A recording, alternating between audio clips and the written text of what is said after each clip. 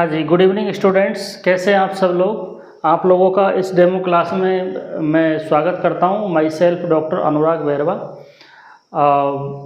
आपके जो 15 अगस्त से नए बैच स्टार्ट हो रहे हैं, जिन बच्चों के एग्ज़ाम नवंबर दिसंबर में इसी साल होने वाली है, ठीक है, तो उसके लिए जो बैच है वो 15 अगस्त से स्टार्ट हो रहे हैं। तो उसके डेमो लेक्चर्स स्टार्ट हुए थे अपने कल से 10 तारीख से। तो अभी 4-5 दिन आपके डेमो लेक्चर आएंगे, ठीक है। उसके बाद में आपके 15 तारीख से रेगुलर क्लासेज आपकी स्टार्ट होंगी, ठीक है। और लगभग 31 अक्टूबर तक आपका जो पूरा कोर्स है वो कंप्लीट करवा दिया जाएगा। हर सब्जेक्ट के लिए मैंने शेड्यूल बना रखा है। जैसे आपकी 15 अगस्त से 31 अगस्त तक, ठीक है, 15 अगस्त से 31 अगस्त तक आपकी रससालच रहेगी, रससाला को पढ़ाया जाएगा। इसके बाद में 1 सितंबर से लेकर 15 सितंबर तक औसत द्रव्य यानी डीजी को पढ़ाया जाएगा, औसत द्रव्य सब्जेक्ट। फिर 16 सितंबर से लेकर 30 सितंबर तक आपके जो शरीर रचना और क्रिया विज्ञान है उसे पढ़ाया जाएगा। उसके बाद में 1 अक्टूबर से लेकर 15 अक्टूबर तक स्वस्थ व्रत को पढ़ाया जाएगा।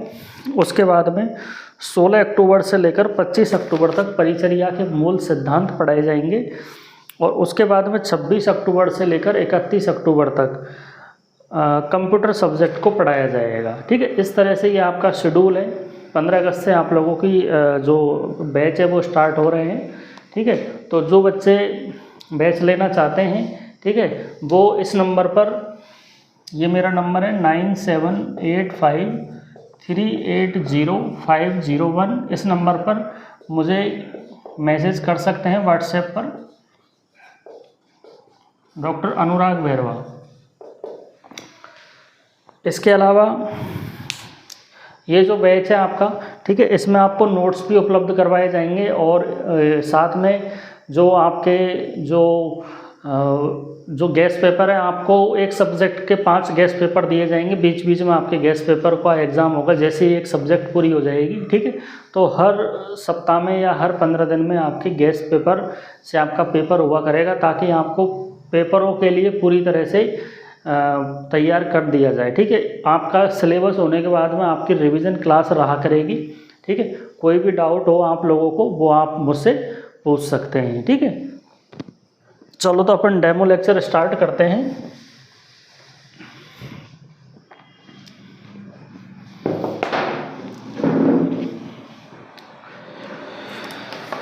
तो हम बात कर रहे हैं चैप्टर नंबर 2 की परिभाषा प्रकरण, ठीक है। परिभाषा प्रकरण में कुछ चीज़ें दे रखी है, उनको हम आज यहाँ पर बात करेंगे उनके बारे में। जैसे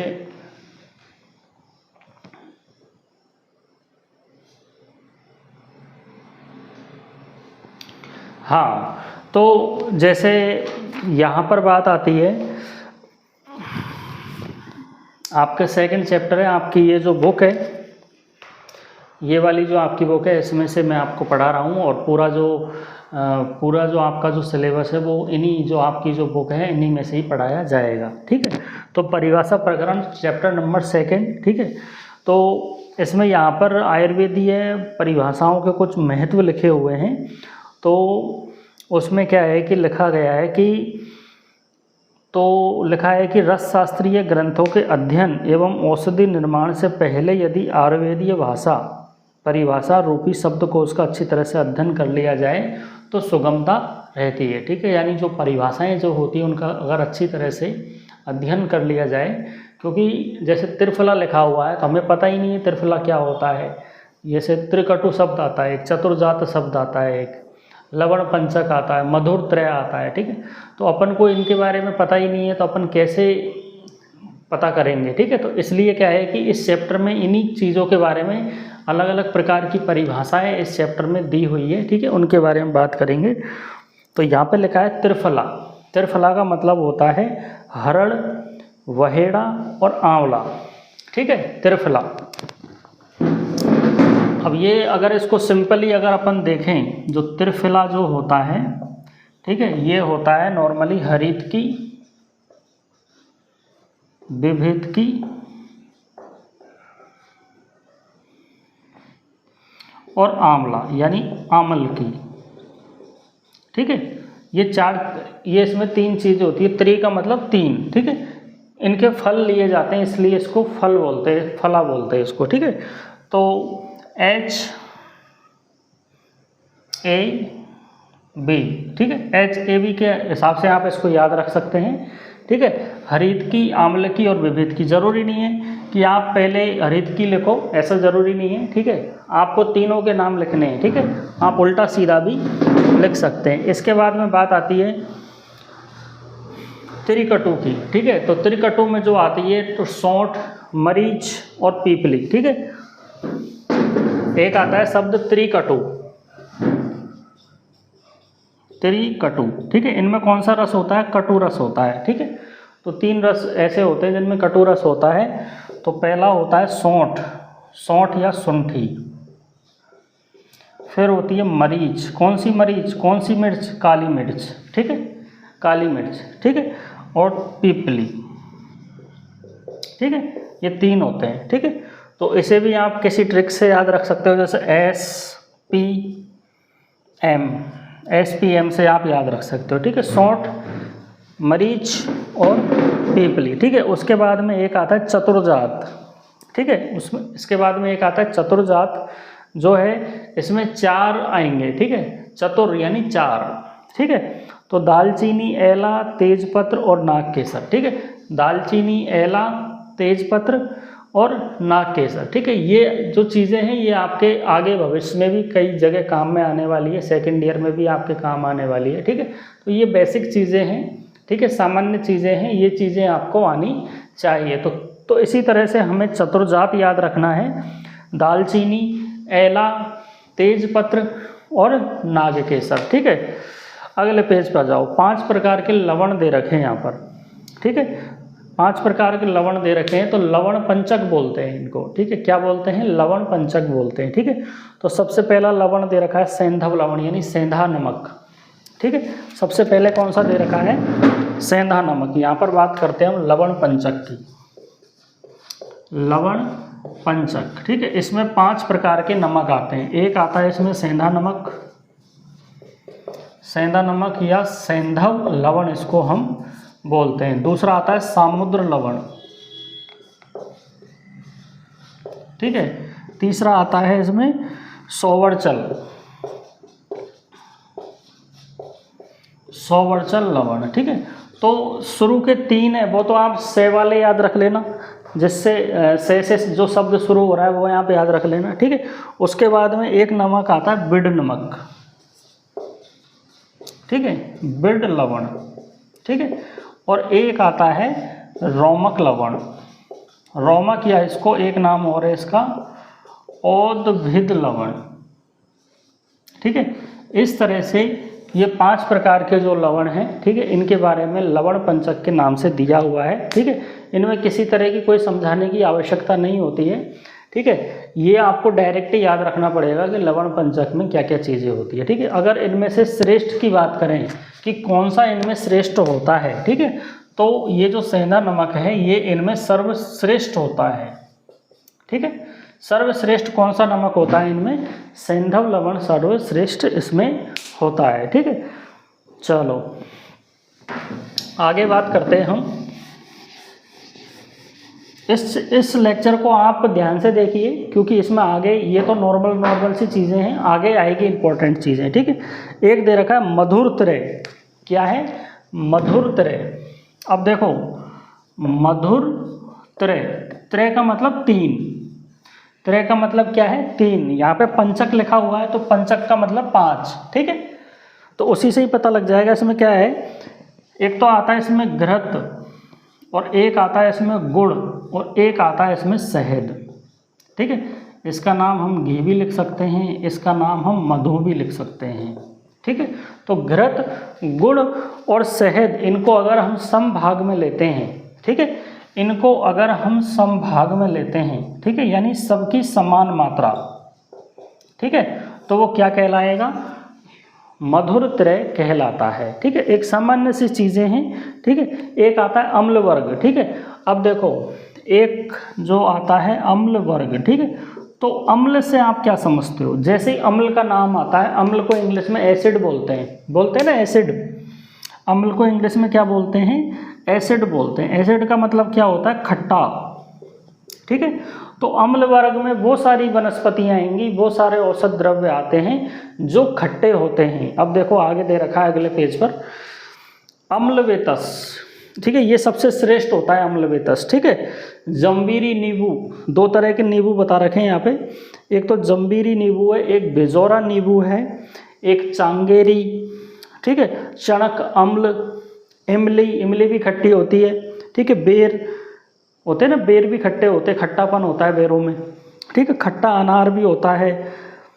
अम्बष्ठा, ठीक है, वृक्ष अम्ल, नारंगी भी खट्टी होती है। रसत्रिका, करमर्द यानी करौंदे होते हैं ना, करौंदे जिनको हम सामान्य भाषा में बोलते हैं। ठीक है, तो जितनी भी खट्टी चीज़ें होती हैं वो किस में आती है? अम्ल वर्ग में आती है। ठीक है, तो इनमें जो सर्वश्रेष्ठ जो होता है, ठीक है, इनमें जो सर्वश्रेष्ठ होता है वो कौन सा होता है? अम्लवेतस होता है। अब देखो यहाँ पर एक थोड़ा सा इसका उपयोग दे रखा है, इसमें उपयोग में क्या लिखा है देखो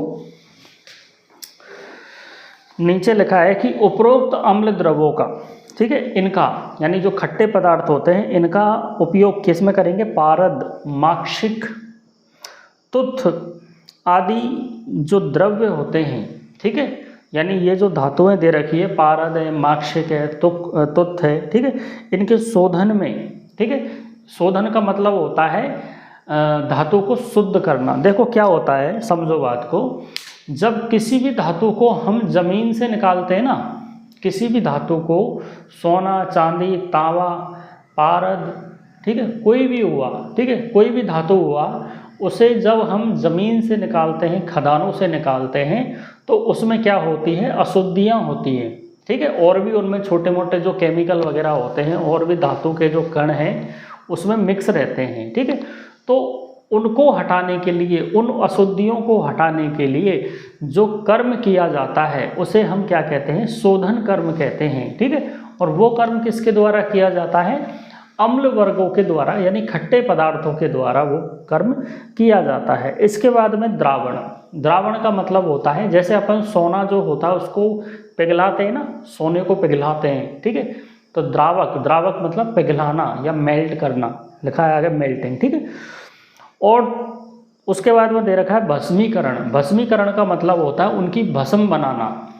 ठीक है, यानी इतना फाइन पाउडर बनाना, यानी इतना बारीक पाउडर बना देना। ठीक है, भस्म के जैसा पाउडर, जैसे भस्म होती है ना, आपने राख देखी होगी, राख कितनी बारीक होती है। ठीक है, तो उसके बराबर उसको बारीक बना देना। ठीक है, तो अपन उसको कैसे कूट पाट के कैसे भी है, ठीक है, उसका भस्म बनाना होता है। ठीक है, वो पुट वगैरह देते हैं। ठीक है, आगे एक पुट भी दी आती है। ठीक है, उससे क्या करते हैं? भस्मीकरण करते हैं। ठीक है, भस्मीकरण का एक नाम होता है मारण। ठीक है, भस्मीकरण का एक नाम क्या है? मारण होता है, मारण। ठीक है, भस्म बनाने को मारण कहते हैं, ये अभी आगे आने वाली है ये बात, है ना। चलो अगली बात करते हैं हम। तो श्रेष्ठ अम्ल द्रव्य हो गया आपका अम्लवेतस। उसके बाद में बात करते हैं पंचगव्य। गव्य यानी गाय। तो गाय से प्राप्त होने वाली 5 चीज़ों के क्या नाम है? सबसे पहले तो है दूध, ठीक है, फिर है दही, फिर है घी। 3 चीज़ें तो ये हो गई। फिर गाय का मूत्र और गाय का गोबर। ठीक है, ये 5 चीज़ें जो है वो क्या कहलाती? पंचगव्य कहलाती है। ठीक है, चलो अगली बात करते हैं अपन। अगली बात करते हैं, लिखा है द्रावक गुण। द्रावक गण, द्रावक यानी जिनके द्वारा धातुओं को पिघलाया जाता है, जैसे गुंजा या गुगजी, शहद, गुड़, घी, टंकण, गुग्गुल को प्राचीन रसाचार्यों ने धातु द्रावक गण कहा है। इन गण का उपयोग कठिन धातुओं को पिघलाने के लिए किया जाता है। ठीक है, ये इंपॉर्टेंट चीज़ें आपको याद होनी चाहिए कि द्रावक गण में क्या होता है, जो कठिन धातुएं जो होती है, मतलब जो ठोस धातुएं जो होती है, जो मजबूत धातुएं जो होती है, उनको पिघलाने के लिए ये कार्य किया जाता है। ठीक है,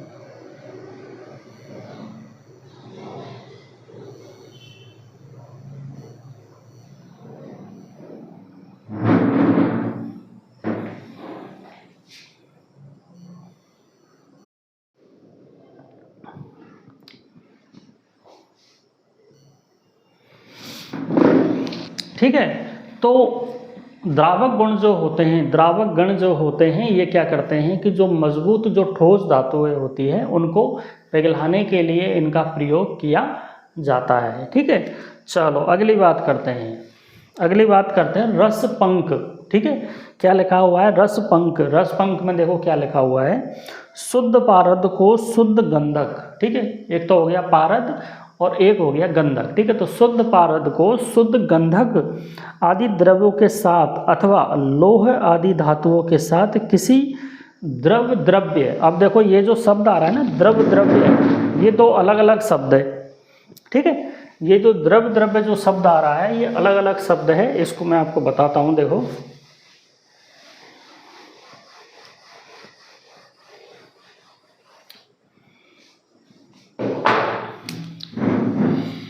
लिखा है द्रव्य। ठीक है, तो देखो भाई, इस द्रव का मतलब क्या होता है? लिक्विड होता है इसका मतलब। ठीक है, क्या मतलब होता है इसका? लिक्विड। ठीक है, द्रव्य। ठीक है, अब ये जो द्रव्य जो लिखा हुआ है ना, इसका मतलब होता है औषध। क्या मतलब होता है इसका?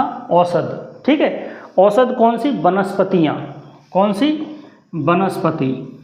ठीक है, वनस्पति यानी जो पेड़ पौधे होते हैं ना, उसके बारे में बात कर रहे हैं। ठीक है, तो इन वनस्पतियों का, जैसे हम एक एग्जांपल लेते हैं, जैसे मान लो गिलोय। ठीक है, क्या है?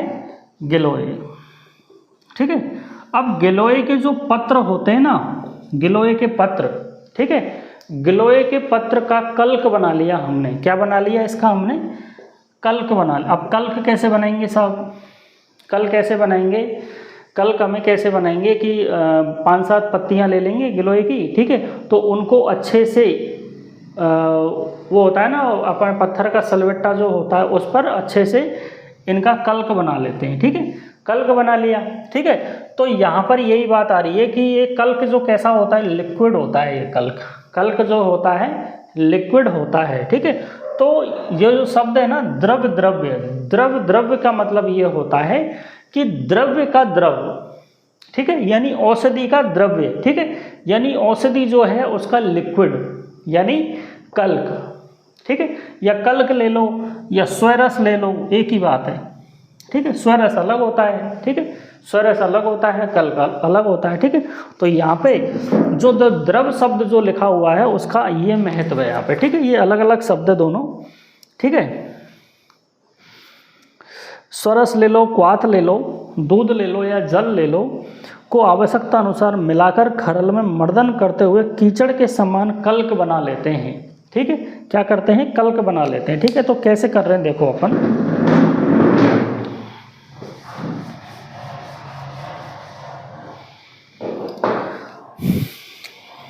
रस पंक है। क्या है? रस पंक। ठीक है, अब इसमें क्या है? शुद्ध पारद और साथ में क्या लिया? शुद्ध गंधक। क्या ले रहे हैं? एक तो ले रहे हैं शुद्ध पारद और दूसरा ले रहे हैं हम शुद्ध गंधक। ठीक है, अब इनको क्या कर रहे हैं? या फिर या तो इनको ले लो आदि द्रव्यों के साथ। ठीक है, या फिर लोह आदि धातुओं के साथ में। ठीक है, या तो क्या करेंगे? या तो द्रव्यों के साथ में, द्रव्य यानी औसत द्रव्य यानी वनस्पतियाँ। ठीक है, या तो इनके साथ में या फिर किसके साथ में? और या फिर किसके साथ में? लोह आदि धातुओं के साथ में, लोह आदि धातु। ठीक है, इनके साथ में क्या करेंगे? किसी द्रव्य का। ठीक है, किसी द्रव्य का क्या करेंगे? यानी किसी औषधि का हमने क्या लिया है? स्वरस लिया है या क्वाथ लिया है या फिर दूध लिया है या फिर जल लिया है। ठीक है, तो हमने ले लिया, मान लो स्वरस ले लिया। क्या ले लिया हमने? इनका स्वरस ले लिया। ठीक है, तो स्वरस में तो इन चीज़ों को स्वरस के साथ में मिलाकर किस में डाल दिया हमने? खरल में डाल दिया। खरल में डालकर क्या कर रहे हैं हम? मर्दन कर रहे हैं। क्या कर रहे हैं? मर्दन कर रहे हैं, उसको घोंट रहे हैं हम खरल में। ठीक है, खरल में उस चीज़ को हम मर्दन कर रहे हैं यानी घोंट रहे हैं। ठीक है, तो क्या बन जाता है? रस पंक बन जाता है। रस पंक मतलब एक कल्क बन जाता है, यानी कीचड़ जैसा बन जाता है। ठीक है, कीचड़ कैसा होता है, कल्क जैसा ही तो होता है। ठीक है, तो पंख का मतलब क्या होता है, कीचड़ होता है। ठीक है, पंख का मतलब क्या होता है, कीचड़ होता है। तो इन सारी चीज़ों को जब स्वरस के साथ में हम मर्दन करेंगे खरल में, ठीक है, खरल में मर्दन करेंगे तो एक कल्क बनेगा। क्या बनेगा, एक कल्क बनेगा। तो इस प्रक्रिया को हम क्या कह रहे हैं, रसपंक कह रहे हैं। क्या कह रहे हैं, इस प्रक्रिया को हम रसपंक कहते हैं। ठीक है, एक छोटी सी सिंपल सी बात है, ज़्यादा इसमें कोई बड़ी बात नहीं है। चलो आगे एक शब्द आ रहा है भावना। ठीक है, आगे एक शब्द आ रहा है भावना। तो लिखा है, भावना का लिखा है कि किसी काष्ठ औषधि, ठीक है, किसी काष्ठ औषधि। काष्ठ औषधि का मतलब क्या होता है, देखो भाई, चलो पहले इसको पढ़ लेते हैं फिर इसके बारे में समझेंगे।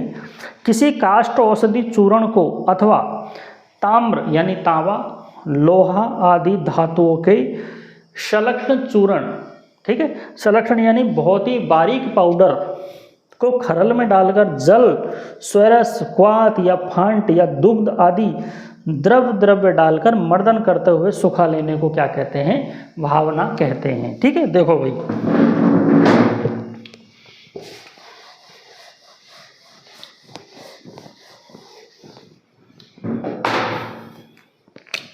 क्या पढ़ रहे हैं हम, भावना। ठीक है, यहां पर एक शब्द आया है काष्ठ औषधि। क्या आया है शब्द, काष्ठ औषधि। जैसा कि एक एग्जाम्पल देता हूं मैं आपको, आप गिलोय का ही एग्जाम्पल ले लो। गिलोय का जो तना होता है, ठीक है, गिलोय का जो तना होता है ना, गिलोय का तना, ठीक है, गिलोय का जो तना होता है जब वो सूख जाता है, हम गिलोय के तने को सुखा कर रख लेते हैं। ठीक है, या फिर आप किसी भी वनस्पति का ले लो, किसी भी पेड़ पौधे का आप ले लो, किसी भी पौधे का ले लो, ठीक है, उसकी टहनियों को, उसके तने को आप तोड़ के रख लो। ठीक है, उसके तने को आप तोड़ के रख लो और उसको सुखा लो। ठीक है, तो वो क्या कहलाता है, काष्ठ औषधि कहलाता है। क्या कहलाता है, वो काष्ठ औषधि कहलाता है। ठीक है, यानी हमने क्या किया है, किसी भी पौधे की टहनियों को तोड़ लिया है और उसे सुखा लिया है। ठीक है, तो वो क्या कह रहा है, काष्ठ औषधि। ठीक है, तो इस काष्ठ औषधि का चूर्ण क्या है, इस काष्ठ औषधि का चूर्ण। ठीक है, या तो इस काष्ठ औषधि का चूर्ण ले लो, या फिर ताम्र, लोहे आदि धातुओं के संलक्षण चूर्ण को, लिखा है ताम्र, लोह, ताम्र, ठीक है, आदि धातु जो होती है, ठीक है, आदि जो धातुएं हैं, ठीक है, उनके संलक्षण चूर्ण, संलक्षण का लिख लेना आप, बारीक लिख लो, इसका सिंपल है ना, बारीक चूर्ण। ठीक है, इस बारीक चूर्ण को हम क्या कर रहे हैं, खरल में डालकर क्या कर रहे हैं, मर्दन कर रहे हैं। और साथ में और हमने क्या मिला दिया, स्वरस मिला दिया या फांट मिला दिया। ठीक है, या हमने क्या मिला दिया, क्वाथ मिला दिया। ठीक है, ये और भी चीज़ें डालकर हम क्या कर रहे हैं, उसको घोंट रहे हैं। ठीक है, और घोंटते घोंटते वो बिल्कुल सूख जाता है। ठीक है, तो उसे हम क्या कह रहे हैं, भावना कहते हैं। ठीक है, मैं फिर से समझा देता हूँ आपको। कोई काष्ठ औषधि है, ठीक है, किसी औषधि की टहनी है, उसको हमने सुखा लिया है और उसका चूर्ण बना लिया। ठीक है, या फिर हमने क्या किया है, लोहे, ताम्र आदि का बारीक चूर्ण लिया है हमने। ठीक है, उस बारीक चूर्ण के अंदर हमने क्या डाल दिया, स्वरस डाल दिया या क्वाथ डाल दिया। ठीक है, या फांट डाल दिया। ठीक है, ये डालकर हम क्या कर रहे हैं, ये डालकर हम क्या कर रहे हैं, उस खरल में उसका मर्दन कर रहे हैं। ठीक है, उसका इस तरह से मर्दन कर रहे हैं कि आगे चलकर वो सूख जाता है। ठीक है, इसी को क्या कहते हैं, भावना कहते हैं। ठीक है, तो इससे पता है क्या होगा, इससे ये होगा कि इन धातुओं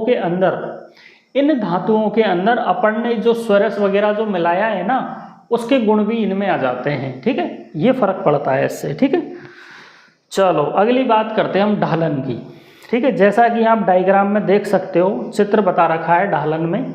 जैसे ये नीचे चूल्हा रखा हुआ है, ठीक है, और ये जो ऊपर एक चम्मच है, ठीक है, इस चम्मच में क्या क्या कर रहे हैं, धातु को गर्म कर रहे हैं। ठीक है, धातु को पिघला लिया। ठीक है, उसके बाद में जो गली हुई धातु है, यानी जिस धातु का हमने लिक्विड बना लिया, ठीक है, इतना हमने उसको गर्म कर लिया और उसको हम किस में डाल रहे हैं, जो जिस पात्र में जल वगैरह जो भरा हुआ है उसमें डाल रहे हैं, ठीक है, वो चीज़ आएगी ढालन में, ठीक है। लिखा है देखो अगले पेज पर, स्वर्ण रजत, ठीक है, स्वर्ण रजत नाग वंग आदि धातुओं को मूसा, मूसा यानी मूसा एक ऐसी चीज़ होती है, एक इस प्रकार के धातु की बनी होती है कि उसमें डालकर क्या है कि कोई दूसरा और धातु उसमें डाल लो, ठीक है, इस तरह की बनी, मतलब इस तरह के धातु की बनी होती है कि उसमें डालकर हम किसी और धातु को पिघला सकते हैं लेकिन वो खुद नहीं पिघलेगी, ठीक है।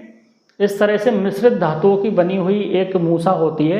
मूसा का मतलब आप जैसे आपने देखा होगा, आपके मोबाइल में कई वीडियो आती रहती है, ठीक है, तो उसमें क्या करते हैं कि जो धातु जो होती है उसको पिघला लेते हैं, ठीक है, उसको पिघला लेते हैं, तो वो जो होता है वो मिश्रित धातुओं की बनी हुई चीज़ होती है, ठीक है। मूसा या एक तरह से आप मान लो कटोरा जो होता है ना, कटोरा, मूसा जो होता है वो कटोरा जैसा ही होता है, ठीक है, तो एक कटोरा मान लो, ठीक है, मूसा, ठीक है, तो उसमें रखकर उसको तीव्र अग्नि पर उसको पिघला रहे हैं, ठीक है, और उसमें क्या कर रहे हैं, पिघलाकर पात्र में रखे हुए स्वरस क्वाथ या दुग्ध आदि द्रव में डालकर बुझा रहे हैं, ठीक है, यानी उस पिघले हुए धातु को किस में डाल रहे हैं हम, स्वरस में डाल रहे हैं, ठीक है, या तो स्वरस में डाल दिया या क्वाथ में डाल दिया या दुग्ध आदि में डालकर उसको बुझा रहे हैं एक तरह से हम, ठीक है। तो ये क्या प्रक्रिया है, ये है ढालन, ठीक है।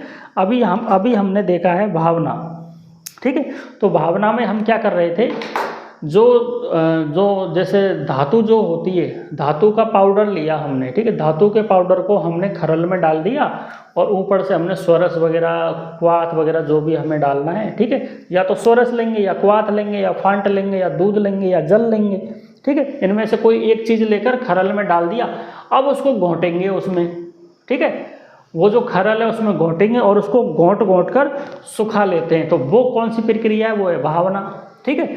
अच्छा, ढालन में अपन क्या कर रहे हैं, एक हमने कटोरा ले लिया, एक मूसा ले लिया, उस मूसा में हमने क्या कर लिया, उस धातु को पिघला लिया, ठीक है, मूसा में धातु को हमने पिघला लिया, ठीक है।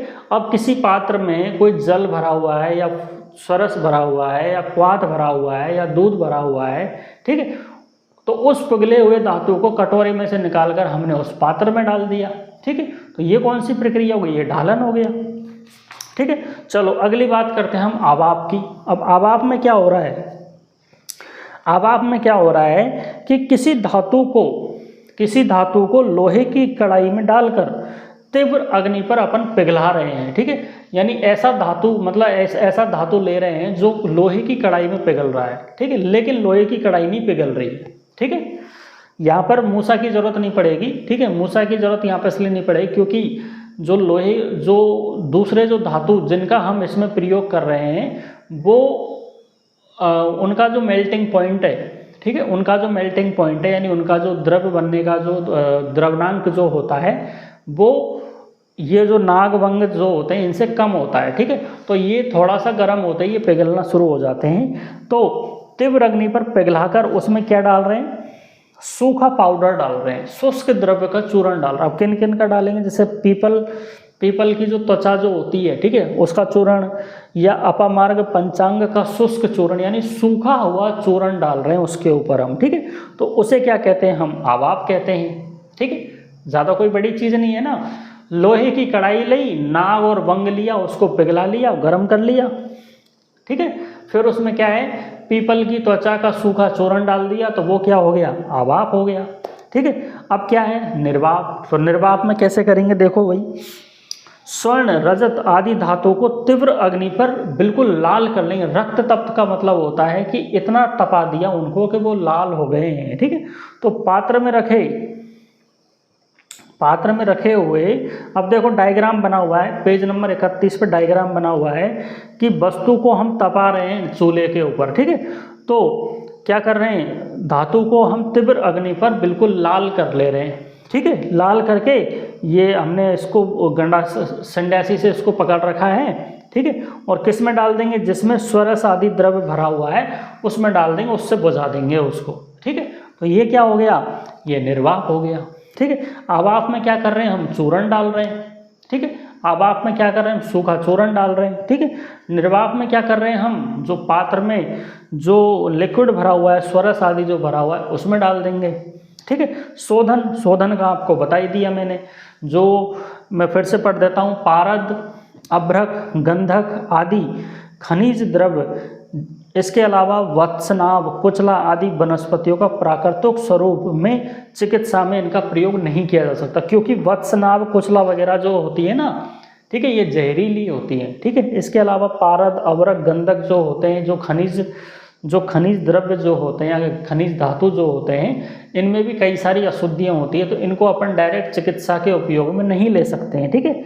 इसलिए इनका उपयोग करने से पहले इनका शोधन करना जरूरी होता है, ठीक है। अतः उपरोक्त द्रवों को कैसे करेंगे, औषधि, स्वरस, क्वाथ, फांट, अर्क, गोमूत्र, गोदूध और घृत आदि के साथ में खरल में क्या करेंगे, मर्दन करेंगे, स्वेदन करेंगे, ठीक है, निर्वाप करेंगे आदि अलग अलग तरह की जो उपक्रम जो होते हैं, आदि अलग अलग तरह की जो विधियाँ होती है उसके द्वारा इनमें से अशुद्धियों को निकाल देंगे, ठीक है। जैसे पारद है, अभ्रक है, गंधक है, वत्सनाभ है, कुचला है, तो इनमें से क्या करेंगे, अशुद्धियों को निकाल देंगे ताकि ये शुद्ध हो जाए, ठीक है। तो शुद्ध होना ही क्या कहलाता है, शोधन कहलाता है, ठीक है। शुद्ध होना क्या कहलाता है, शोधन कहलाता है, ठीक है। चलो अगली बात करते हैं हम मारण की। भाई मारण क्या होता है, तो मारण क्या होता है, मारण का मतलब होता है भस्म बनाना, ठीक है। मारण का मतलब क्या होता है, भस्म बनाना, ठीक है। इतना बारीक पाउडर बनाना, इतना बारीक पाउडर बनाना कि जैसे ये मेरा अंगूठा है, ठीक है, और ये मेरी तर्जनी उंगली है, ठीक है, ये मेरा अंगूठा है और ये मेरी तर्जनी उंगली है, तो इन दोनों के बीच में लाकर उसको जैसे मैं मसलूंगा ना, मसल के मैं मेरी ये तर्जनी उंगली और अंगूठे को जैसे ही मैं साफ करूँगा, ठीक है, तो मेरी ये जो रेखाएं होती है ना, ठीक है, इनमें वो भस्म घुस जाएगी। इतना बारीक पाउडर होना चाहिए, ठीक है। ये परीक्षा विधियाँ आगे आएगी, देखते हैं मारण में क्या लिखा हुआ है। अभ्रक, माक्षिक, नाग, वंग, ताम्र आदि खनिज द्रव्य। अब देखो इसको फिर से बताते हैं। अभ्रक, माक्षिक, नाग, वंग, ताम्र आदि खनिज द्रव्यों को पहले तो शुद्ध करेंगे, ठीक है, प्रथमतः शुद्ध करके, ठीक है, शुद्ध करके मारक द्रव्यों के साथ में मिलाकर इनका मारण करते हैं, ठीक है। मारण करते हैं मतलब इनकी भस्म बनाते हैं, ठीक है। आगे लिखा है धातु मारण के लिए शुद्ध द्रव्य में वानस्पतिक द्रव्यों के स्वरस आदि की भावना देकर अच्छी तरह से मर्दन करके, ठीक है, द्रव के अनुसार पुट के माध्यम से पाक किया जाता है। इस प्रकार बार बार भावना देने से और बार बार अग्नि पर पकाने से धातु का अणु अणु का पाक होने से उसकी कारमुकता, कारमुकता का मतलब होता है उसकी कार्य करने की जो क्षमता जो होती है वो बढ़ जाती है और शरीर में उसका आसानी से अवशोषण हो जाता है, ठीक है, और वो व्याधि की नाश करने का जो कार्य है वो ठीक से कर पाती है, ठीक है। इसलिए उसका भस्म बनाया जाता है। नहीं तो अपन धातु को तो डायरेक्ट ही ले लो, लेकिन डायरेक्ट लेने का कोई फ़ायदा नहीं है ना। अगर अच्छी भस्म बनाएंगे, बिल्कुल बारीक भस्म अगर उसकी बनाई जाती है, ठीक है, तो वो हमारे शरीर में जाकर अवशोषित जल्दी हो जाएगी और उसका फ़ायदा हमें जल्दी मिलेगा और रोग का नाश करने में बहुत हेल्प होती है, ठीक है।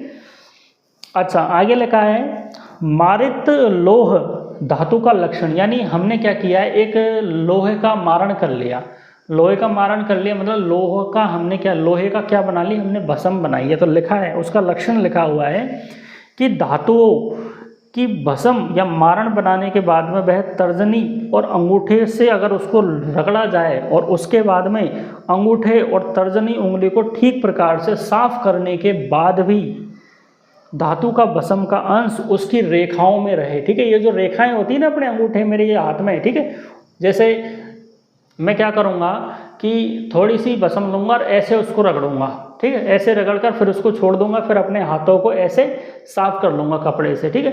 तो उसके बाद में भी आप देखोगे, ठीक है, उसके बाद में भी आप देखोगे कि भाई जो मेरे हाथ की जो अंगूठे में इसमें तर्जनी उंगली में जो रेखाएं हैं उसके अंदर भस्म भर जाती है, ठीक है। तो ऐसी जो भस्म होती है वो शुद्ध भस्म होती है, यानी उसका ढंग से मारण हुआ है, ठीक है। तो ऐसी जो भस्म है उसको हम सम्यक मारित बोलते हैं या सम्यक रूप से उसका मारण हुआ है। सम्यक का मतलब होता है उसका ठीक प्रकार से मारण हो गया है, ठीक है। चलो भस्म की परीक्षा कर रहे हैं अपन, ठीक है। तो भस्म की परीक्षा करने के लिए क्या करते हैं, सबसे पहले है वारीतर परीक्षा। वारीतर परीक्षा में क्या करेंगे, एक हमने क्या लिया है, एक कटोरी ले ली जिसमें जल भरा हुआ है, ठीक है। हमने जल से भरी हुई एक कटोरी ले ली और उस कटोरी के ऊपर हमने भस्म डाल दी, ठीक है। उस कटोरी के ऊपर हमने क्या किया है, भस्म डाल दी है, ठीक है। भस्म डालने के बाद में अगर वो भस्म अगर मोटी होएगी, अगर उसके कण अगर मोटे मोटे होंगे तो मोटे कण भारी होते हैं, ठीक है। मोटे कण जो होंगे वो भारी होंगे, ठीक है। तो अगर मोटे कण होंगे तो वो तली में जाकर बैठ जाएंगे, लेकिन अगर बारीक बारीक कण होंगे, ठीक है, तो बारीक कण होंगे तो उनमें वजन भी कम होगा, तो वो जल की सतह पर तैरते रहते हैं, ठीक है। तो इससे करते हैं हम वारीतर परीक्षा, ठीक है। तो भस्म को डालने पर अगर वो कटोरी में डूबे नहीं, ठीक है, जल से भरी हुई कटोरी में अगर हम भस्म को डालते हैं तो भस्म अगर डूबती नहीं है, ठीक है, उस जल की सतह पर अगर तैरती रहती है, ठीक है, तो वो कैसी भस्म मानी जाती है, वो अच्छी भस्म मानी जाती है। वो एक तरह से वारीतर भस्म उसे कहते हैं। वारी का मतलब होता है जल, वारी का मतलब क्या होता है, जल होता है, ठीक है। चलो अगली बात करते हैं उत्तम परीक्षा। अब इसकी हम उत्तम परीक्षा करेंगे तो हमने क्या किया, वही कटोरी ले ली, वही भस्म ले ली, ठीक है, और भस्म को फिर कटोरी पर डाल दिया, ऊपर क्या डाल दिया, उसके ऊपर हमने चावल का दाना डाल दिया, ठीक है। धान का कण या वो डाल देते हैं तो उसकी जो धान का जो कण है यदि वो हंस की तरह अगर तैरता है तो वो कैसी भस्म है, उत्तम भस्म है, ठीक है। तो ये भस्म परीक्षा की विधि है, ठीक है। पहले हमने भस्म बनाई है, भस्म कैसे बना रहे हैं, फिर अब हम वो भस्म ठीक से बनी है या नहीं बनी है उसकी हम परीक्षा कर रहे हैं, ठीक है। तो पहली परीक्षा हमने वारीतर परीक्षा कर ली है, अब हमने उत्तम परीक्षा कर ली है। अब एक होता है मृत लोह या रेखा पूर्ण परीक्षा, वही है तर्जनी उंगली और अंगूठे के बीच में रखो, ठीक है, उसको ऐसे मसलो, फिर हाथों को साफ कर लो, फिर देखो भाई कि रेखाओं में वो भस्म घुसी है नहीं घुसी है, ठीक है। तो अगर भस्म का अंश अगर रेखाओं में विद्यमान रहे तो उसे मृत लोहे या रेखा पूर्ण भस्म कहते हैं, ठीक है। चलो अगली है अपुनर्भव परीक्षा। लिखा है गुंजा, शहद, घी, टंकण एवं गुग्गुल की सम्मिलित संज्ञा मित्र पंचक है। अभी थोड़ी देर पहले ही पढ़ी है हमने, क्या है ये, मित्र पंचक है, ठीक है, या द्रावक गुण है, ठीक है। क्या है ये, द्रावक गुण है, ठीक है। निर्मित धातु की भस्म को मित्र पंचक के साथ में मिश्रित करके मूसा में रखकर यानी कटोरे में रखकर, मूसा यानी कटोरे में रखकर तीव्र अग्नि के बाद भी उसमें किसी भी प्रकार का परिवर्तन न दिखाई दे, ठीक है, किसी भी प्रकार का परिवर्तन न दिखाई दे तो उस भस्म को हम अपुनर्भव परीक्षा कहते हैं या निरुक्त परीक्षा उसे हम कहते हैं, ठीक है। तो मित्र पंचक या फिर द्रावक गण जो होते हैं उनको मिलाकर हमने क्या किया, भस्म की परीक्षा कर रहे हैं। एक होती है निरुक्त परीक्षा। लिखा है मारित लोह भस्म को चांदी के टुकड़े के साथ मिलाकर तीव्र अग्नि दी जाए यदि धातु भस्म चांदी के साथ में मिश्रित न हो, ठीक है। यानी हमने क्या किया है, लोहे की भस्म को चांदी के साथ में हमने गर्म किया है, ठीक है। अब अगर तीव्र अग्नि दी जाए और उस तीव्र अग्नि के प्रभाव से लोहे की भस्म और चांदी दोनों अलग अलग ही रहे तो वो कौन सी परीक्षा है, निरुक्त परीक्षा उसे हम कहते हैं, ठीक है। अगली बात आती है निर्धूम परीक्षा। लिखा है कच्ची भस्म को अगर अग्नि पर डाला जाए और धुआं निकलने लग जाए, कच्ची भस्म को अगर अग्नि पर डाला जाए और धुआं कब निकलता है, धुआं जब निकलता है जब कोई चीज़ जलती है, ठीक है। और कोई चीज़ कब जलती है, जब वो कच्ची होती है, जब, ठीक है। तो अगर कच्ची है और अग्नि डालने पर धुआं निकल रहा है तो वह सम्यक रूप से, लेकिन सम्यक मारित भस्म को अग्नि पर डालने पर निर्धूम रहती है, ठीक है। कहने का मतलब ये है कि अगर वो कच्ची भस्म है, ठीक है, कच्ची भस्म है और अगर उसको अग्नि पर डाल रहे तो उसमें से धुआं निकलेगा, इसका मतलब वो ढंग से नहीं बनी हुई भस्म। और अगर उसको अग्नि पर डाला और धुआं नहीं निकल रही है, ठीक है, इसका मतलब वो पकी हुई है, तो पकी हुई चीज़ में से धुआं क्यों निकलेगा, ठीक है। तो वो निर्धूम रहती है, निर्धूम का मतलब है उसमें से धुआं नहीं निकलेगा, ठीक है। एक होता है निस्वादु परीक्षा। विभिन्न ताजा औषधियों की भावना देने पर भी अच्छी तरह से पुटित धातु भस्म में से किसी तरह का स्वाद नहीं रहता, ये होती है निस्वादु परीक्षा, ठीक है। चलो एक है अवामी परीक्षा। निर्मित भस्म के सेवन के उपरांत मछली आदि उत्पन्न यानी उल्टी करने का ऐसा मन न हो, उसे हम अवामी भस्म कहते हैं। एक होती है निश्चंद्र परीक्षा। धातु भस्म को सूर्य के प्रकाश में देखने पर धात्वीय चमक दिखाई न दे तो उसे निश्चंद्र भस्म कहते हैं। ठीक है, तो यह जो परीक्षा की जाती है अवरक भस्म की जाती है, इसमें क्या करते हैं, धातु की भस्म को सूर्य के प्रकाश में देखने पर धात्वीय चमक, यानी मतलब उसके जो कण हैं वो इतने बारीक होने चाहिए कि सूर्य के प्रकाश में अगर हम देखें, ठीक है, सूर्य के प्रकाश में हम देखें तो हमें छोटे छोटे कण दिखाई ना दे। आपने देखा होगा जैसे आपकी खिड़की खुली हुई है, ठीक है, और सामने से रोशनी आ रही है, ठीक है, खिड़की खुली हुई है और सामने से अगर रोशनी आ रही है तो आपको हवा में छोटे छोटे कण दिखाई देते हैं ना, हवा में छोटे छोटे कण, ठीक है। तो उसी तरह से यहाँ पर निश्चंद्र परीक्षा में ये है कि भस्म इस तरह की बनी हुई है, भस्म के जो दाने जो है यानी जो कण है वो इतने बारीक है कि वो सूर्य के प्रकाश में भी दिखाई नहीं दे रहे हैं, ठीक है। तो उसे हम क्या कहते हैं, निश्चंद्र परीक्षा कहते हैं, ठीक है। यह अवरक भस्म का किया जाता है। अगला दे रखा है अम्ल परीक्षा। यह परीक्षा विशेष रूप से ताम्र भस्म के लिए की जाती है। कच्ची ताम्र भस्म पर नींबू आदि का रस अगर गिराया जाए तो तुच्छ सदृश दिखाई देने लग जाता है, और यदि वर्ण में परिवर्तन नहीं होता है तो उसे सुपक्व ताम्र भस्म उसे हम कहते हैं। ये चीज़ आगे आएगी, ठीक है। ऐसे ये वर्ण परीक्षा। अच्छा, आगे लिखा है दंताग्रे कच कचाव परीक्षा। अगर सम्यक निर्मित धातु भस्म को मुख में रखकर चबाने से दांतों में अगर कच कच की आवाज़ नहीं आ रही होती है, ठीक है, तो वो जो है भस्म अच्छी बनी हुई है, ठीक है।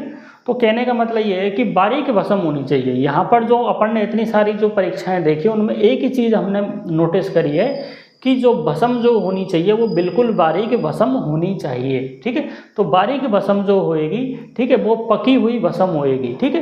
तो बारीक भस्म यहाँ पर होनी चाहिए। इसके अलावा कुछ वर्ण परीक्षा दे रखे हैं, जैसे स्वर्ण भस्म है तो चंपक पुष्प वर्ण सदृश होती है वो, ठीक है। ऐसे ये रजत और ताम्र भस्म कृष्ण वर्ण के जैसी होती है, ठीक है। इसके अलावा काश्य भस्म धूसर वर्ण की होती है, ठीक है। इसके अलावा नाग भस्म कबूतर के वर्ण के जैसी होती है। वंग भस्म श्वेत कलर की होती है। तीक्ष्ण लोह भस्म जामुन फल के जैसी होती है। इसके अलावा अबरक भस्म जो होती है वो ईंट के वर्ण के जैसे ईंट का चूर्ण होता है ना, जिस प्रकार से ईंट का चूर्ण होता है उसी प्रकार से अभ्रक भस्म का भी चूर्ण इस प्रकार का होता है, ठीक है। ये आपका चैप्टर हुआ कंप्लीट, ठीक है। यहाँ पर कई सारी परिभाषाएं आपने देखी है, ठीक है। मैं उम्मीद करता हूँ आप लोगों को इसमें अच्छा लगा होगा, समझ में आया होगा, ठीक है। अगर किसी को समझ में नहीं आया हो तो वो एक बार बता दो, अगर किसी को कुछ भी समझ में नहीं आया हो तो। विष्णु कुमार बोलो भाई, समझ में आया कि नहीं आया? जो बच्चे अभी क्लास ले रहे हैं बताइए समझ में आया कि नहीं आया आप लोगों को। इसके बाद में कल आपकी डेमो लेक्चर रहेगा एक आपके औसत द्रव्य का, ठीक है। एक औसत द्रव्य का डेमो लेक्चर रहेगा कल आपके फर्स्ट ईयर का, और सेकंड ईयर का भी डेमो लेक्चर रहेगा कल। एक एक चीज़ को आपको क्लियर किया जाएगा, ठीक है। एक एक चीज़ को आपको क्लियर किया जाएगा और नोट्स भी उपलब्ध करवाऊंगा मैं थोड़े दिनों के बाद में।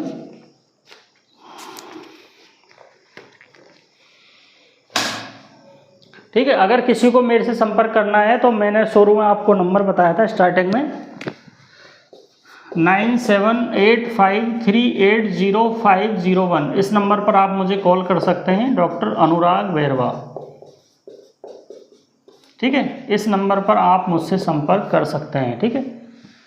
हमारे 15 अगस्त से बैच शुरू हो रहे हैं, ठीक है।